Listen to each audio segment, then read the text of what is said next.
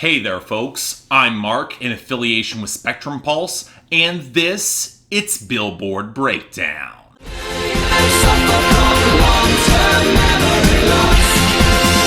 I don't remember. You know, I think the chaos of 2018 kind of warped how I normally see the Hot 100. Now, granted, part of this feels driven by the fact that at this point last year, we had been hit by multiple album bombs, where 2019 has felt more quiet in general, but it also feels like projects that would normally hit with greater impact just aren't penetrating the charts as deeply as you would expect, leading to a more diverse or quiet chart at least. So maybe consistency is back to normal here? Well, it certainly seemed like that in our top 10, where Old Town Road by Lil Nas X and Billy Ray Cyrus certainly is. Still at number 1 thanks to dominance in every format except radio, and it's making up for that deficit with obscene YouTube and a consistent airplay surge. Again, I'm not sure what's going to destabilize it here, because it won't be Bad Guy by Billie Eilish, rising up to number 2 because sales are up, streaming still rock solid, and it finally got some real radio traction to make itself a respectable contender, but it doesn't have that margin. And one right behind it is Talk by Khalid, up to number 3, with an even stronger airplay run that makes up for weaker streaming and sales. Still not a fan of the song, but I gotta respect how it's moving. Hell, Muscle Pass I Don't Care by Ed Sheeran and Justin Bieber, which actually has better sales and slightly stronger streaming, but this looks to be a margins game. Mediocrity sticks together after all, that's why it's at number 4. Falling behind it as Sucker by the Jonas Brothers, down at number 5, holding the top spot on radio, and only okay sales isn't quite propping it up as much as it needs. But what's more interesting is the slight boost for Sunflower by Post Malone and Sway Lee at number 6. Yeah, consistently down across the board, but still edged out Wow by Post Malone in sales and streaming despite lagging in the airplay, which means that song is getting elbowed back to number 7. Then holding its spot at number 8, we got Dancing with a Stranger by Sam Smith and Normani.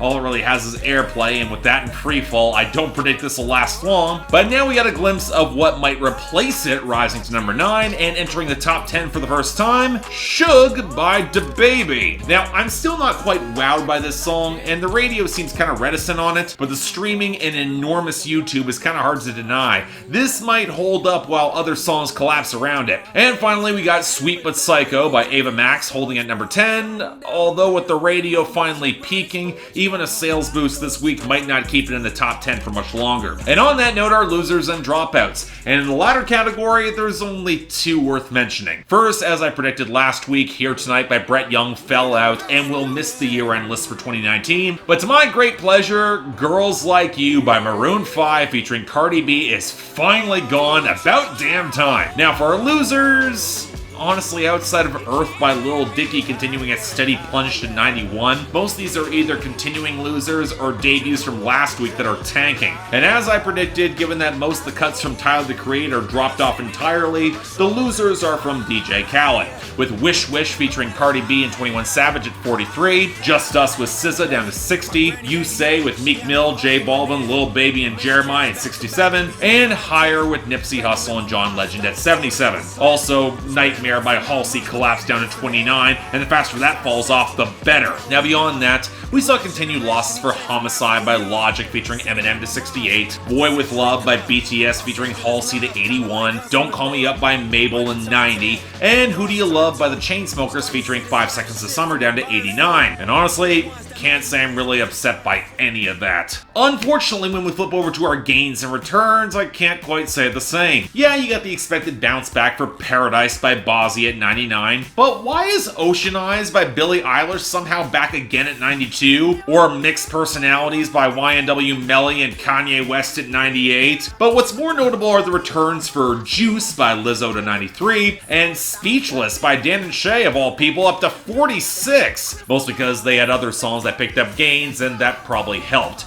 With Truth Hurts from Lizzo up to 26, and All To Myself by Dan and Shay at 83. Now beyond those, and the bizarre boost for Close Friends by Lil Baby to 47, most of our gains came as rebounds from the album bombs dissipating. As I predicted, Go Loco by YG, Tyga, and John Z saw the biggest boost off the album to 53, but we also saw rebounds for 24/7 by Meek Mill featuring Ella May to 75, Talk You Out of It by Florida Georgia Line to 78, Calma by Pedro Capo and Farruko to 80, and Bela Bela Bela by Ozuno, Daddy Yankee, J Balvin, Farruko, and Annual AA to 85. And outside of those, well, Someone You Love by Louis Capaldi got a boost to 70, but at least Love Someone by Brett Eldridge clawed its way up to 72 in a respectable radio push. I mean, that's some upside, folks. But now on to a pretty scattered but average to mediocre list of new arrivals. Unfortunately, starting off with number 97, Rearview Town by Jason Aldean. Ain't nothing but a Rearview Town.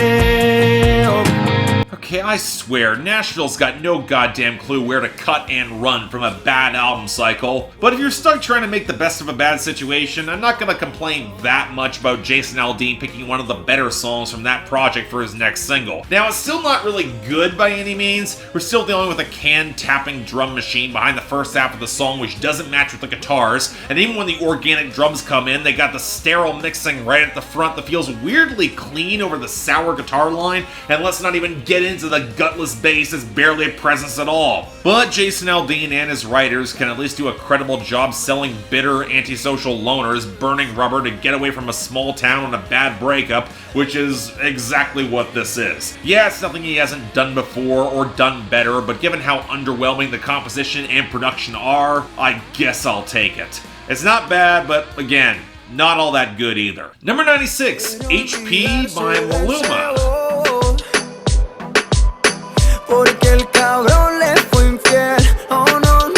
So wait, this isn't a song about the steak sauce. Okay, obvious joke aside, I tend to be a little bit more forgiving with Maluma's stabs at reggaeton because he trends toward more organic tones, and that's unfortunately not what this is, with another underwhelming reggaeton knock complete with echoing chipmunk effects barely passing for a melody. Yeah, it starts trying to drop in some underwhelming beeps across the verses, but does it really add up to more or make Maluma sound remotely distinctive? And the content doesn't really get there either, as Maluma says that he's intending this song to be an anthem for all the girls who have dumped their cheating exes and just want to get laid now with no connections, but he couldn't help but sneak himself into the conversation on that outro, and that's when it becomes clear what this really is. A lot of pandering so he can eventually get laid himself, and that is honestly just not interesting. Next, number 94, Back at It Again by Yella, Beezy, Gucci Mane, and Quavo.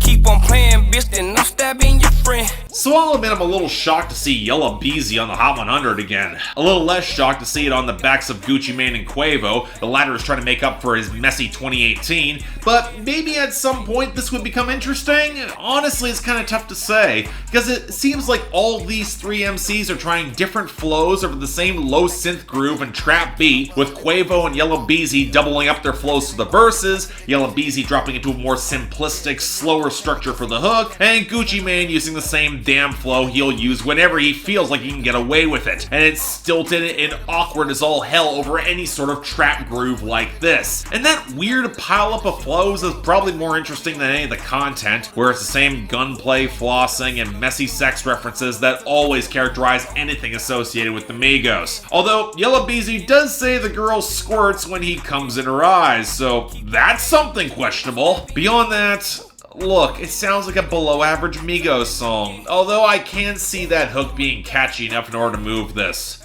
Joy. Number 76, Some of It by Eric Church. But there's something to some of it.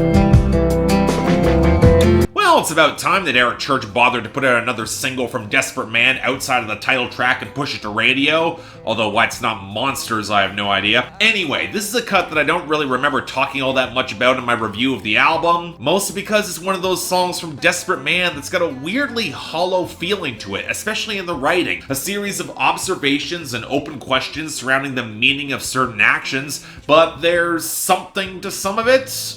Okay? It's a similar problem I found with a lot of Eric Church's more moralistic songs. They can feel frustratingly vague and on the cusp of just being some empty platitudes with better language. And even if there is a good tune there, and I'd argue there is, you still get some odd production choices like that weird added echo around the snare midway back, and that organ-accented crunchy passage across the second verse. Now on the flip side, I did like that deeper, kind of echoing tone around the brief guitar solo, but even then, I'm left feeling that this doesn't quite add up to more than its parts. But it is unthreatening enough in order to make a run on country radio, and I guess I'll take Eric Church over so many of his peers, so yeah, it's alright. Fine enough. I guess. Number 59, ISIS by Joyner Lucas featuring Logic. For them hoes on the internet shitting on niggas when they really should get out more. Okay, look, you can make an argument that which of these two artists are doing the most in order to crater their popular reputations, but that. Number 48, Easier by 5 Seconds of Summer. But I know that I'm never ever gonna change, and you know you don't want it any other way. Alright, when I heard that this band were incorporating a 9 Inch Nails interpolation of all acts on this new song, I had to make a double take. Don't get me wrong, I've wanted them to go back for more of a rock sound, but I was talking more about the fertile and thriving and upbeat pop punk scene, which is just outside the mainstream and building real groundswell. Not an industrial sound that's not popular at all, and seems about the last thing I would give this band. Now granted, listening to this and thinking that anything here sounds close to rock is a serious push. If anything, this reminds me of an overproduced boy band cut with way too much auto-tune, with the industrial sample of Closer and the crunch gutted for wiry synths and smoother atmospherics that might sound a little prettier, but again, don't flatter any of the energy the group used to have. Yeah, there's a rubbery groove that slips onto the second hook that picks up a little bit of muscle by the third, but it's still so sloppily blended that the mix aggressively peaks. It's not blown out in an appealing way, it's just really badly mixed. And as for the content,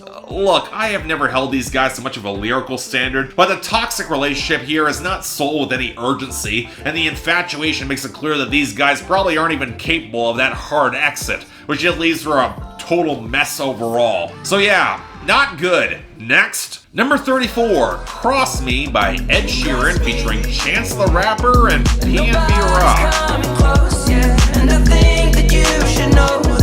I'm gonna have to bring up something that's gonna sound bad no matter how you slice it, but it is something that all creatives with big dreams that they will face. Sometimes, when you get to that point of success where you can finally make that long secret passion project, it's probably worthwhile taking a step back and asking whether or not it was a good idea to begin with. And that's a hard question to ask, make no mistake, especially when you're world famous with hundreds if not thousands of enablers around you who will not tell you no. But when I heard about Ed Sheeran's planned number 6 collaborations project, I had a sinking feeling it could go really sideways fast. As the EP that Ed Sheeran released in January 2011 to get signed with a bunch of UK grime talents, that might make sense to be the collaborations EP number 5, but 2019 Ed Sheeran with the ability to call on damn near anyone? Look, I Don't Care was already a pretty rough start, and I had every expectation that Cross Me with Chance the Rapper and PNB Rock would not be much better. Now granted, it is better than I Don't Care, mostly because the groove is tighter, more of the song feels actually composed after the rubbery trap clatter, and Ed Sheeran somehow actually has some control to ride the sort of flow. He's always had a bit of an R&B side to him. And while I'm not quite sure that Chance the Rapper's verse entirely fits with this style and sound, his flow and vocal timbre just sounds odd against his production, even if his verse is just weird enough in order to work. My real issue is with, surprise, PNB Rock. Now, on some level, it's not entirely his fault. The voice is being sampled from his 2017 XXL Freshman freestyle, but here's the problem. The girl that he's referencing here is his seed, whereas Ed Sheeran and Chance are very much referencing a romantic partner. So wouldn't it have killed any of them to actually get PNB Rock in the studio in order to fix this? Because otherwise, we're dealing with some profoundly overbearing father figures or outright incest. Damn shame too, because otherwise I think the song had some promise, but man, that is a detail that somebody should have fixed along the line, because this should be better. And finally, number 12, The London by Young Thug, J. Cole, and Travis Scott. You know what's funny? Just over a week ago in my Megan Thee Stallion review, I was talking about how it seemed like Young Thug's career was stalling out. And then he turns around to put out his highest charting lead artist entry in his career. Now to make this clear, a huge part of that likely came from J. Cole and Travis Scott's names being attached, but I was curious how the collaboration would come together, especially with T-Minus providing the production like he did for Middle Child. And man, again, this should be so much better than it is. On the one hand, I think the spare pianos and the muted hook from Travis Scott off the rumbling trap groove actually is pretty effective, and while I'll absolutely question the auto-tune that's slathered all over J. Cole's verse, if he's trying to sound more cohesive with Young Thug, I would get it. But I would question how the hell he could say he's hard off that auto-tune, along with lines about how he could hit your bitch, but you could never hit his. But I think my larger issue is how he appears to be borrowing a forced rhyme pattern from Nelly and Chingy of all people to make buried rhyme with birds and then with charge. But if we're talking about forced vocals, oh Jesus, I don't even know if it's T-minus not figuring out how to make Young Thug's croon work, but that high-pitched squawk he's trying across half the verse where he takes your girl out to dinner before having her eat semen in the garage, which just sounds disgusting the way it's phrased there. No, it's bad. I'm sorry. It's intolerable. So yeah, it's got an okay hook from Travis, and I can imagine the presence of these rappers will keep this charting for a while, but man, again, this should be so much better than it is. And that was our week. Look, it's kind of a mess here, with the only song that consistently kind of holds together being Some of It by Eric Church, and really he's put out better. So that's gonna get best of the week, even if it is a step away from his absolute best off that album, with honorable mention going to ISIS by Joyner Lucas featuring Logic. I mean, the central idea is very badly considered, but at least feels intentional over better production, and it doesn't feel like an outright mistake like the PNB Rock sample on Cross Me. Now for the worst of the week, yeah, I'm going with Easier by 5 Seconds of Summer, if only for the terrible production and continuing to be a tremendous disappointment from what they were, with dishonorable mention going to The London by Young Thug, J. Cole, and Travis Scott, which features enough misconceived ideas to deserve some real backlash it's probably not gonna get. But next week, you know what, outside of that new Katy Perry song, we might get a slow week here, and I'm not complaining about that in the slightest. But until then, I'm Mark, you're watching Billboard Breakdown in affiliation with Spectrum Pulse, and I'll see you next time.